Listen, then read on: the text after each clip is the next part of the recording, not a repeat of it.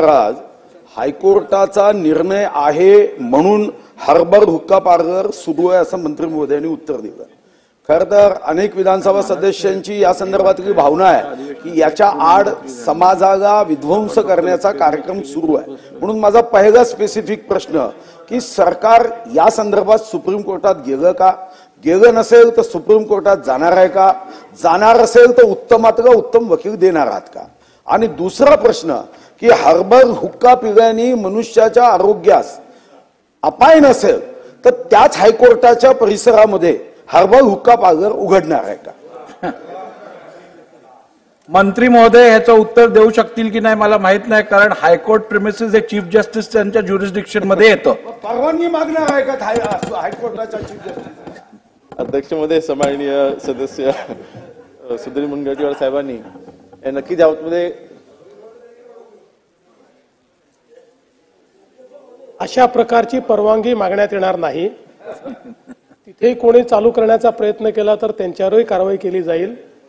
पण अध्यक्ष महोदय, आपण हुक्का पार्लरचं वाढतं प्रस्ताव पाहता 2018 साली हुक्का पार्लरवर बंदी आणली, तो कायदा आपण केला।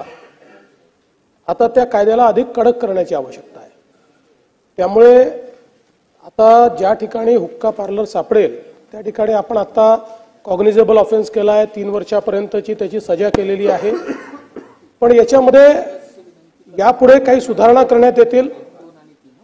दुसऱ्यांदा जर ऑफेन्स त्या ठिकाणी सापडला तर 6 महिन्याकरता त्या उपहारगृहाचं किंवा ते जे रेस्टॉरंट आहे त्याचा परवाना रद्द करण्यात येईल, आणि तिसऱ्यांदा जर सापडला तर परमनंट रद्द करण्यात येईल, आणि तिसऱ्या ऑफेन्स करता त्या ठिकाणी जी सजा आहे ती नॉन बेलेबल कॅटेगरीमध्ये टाकण्यात येईल। विश्वाबद्दलची नोंद ही समाधानकारक होती का? नोंद होण्यापेक्षा कारवाई होणं अधिक महत्त्वाचं आहे। त्यामुळे आता आपल्याकडे काही असं मापक नाही आहे की किती इन्सिडेंसेस आहे आणि किती नोंद होते आहे। अशा प्रकारचं आता कुठलंही आपण सोशल त्याचं ऑडिटिंग करत नाही। पण मला असं वाटतं की हा एक गंभीर विषय आहे, कारण एक फॅशन झाली आहे, ह्या हुक्का ओढणं एक फॅशन झालेली आहे, आणि त्याला एक स्टाईल स्टेटमेंट समजलं जातं की हुक्का ओढतोय म्हणजे स्टाईल स्टेटमेंट आहे। नाही, त्याच्यामध्ये म्हणजे काही ठिकाणी तंबाखू असतो, काही ठिकाणी तंबाखूही नसतो।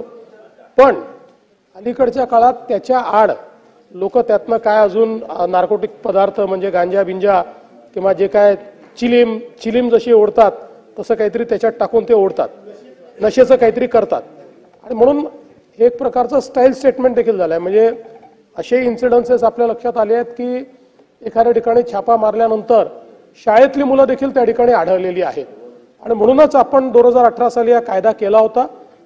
अधिक कडक त्याची अंमलबजावणी करण्याच्या संदर्भात निर्देश देण्यात येतील, आणि कुठल्याही परिस्थितीमध्ये जसं नानाभाऊंच्या प्रश्नावर मी सांगितलं की पोलिसांच्या व्यतिरिक्त जर तो कोणी उघडकीस आणला तर त्याच्याशी संबंधित जे पोलीस असतील त्यांना त्या ठिकाणी सस्पेंड केलं जाईल।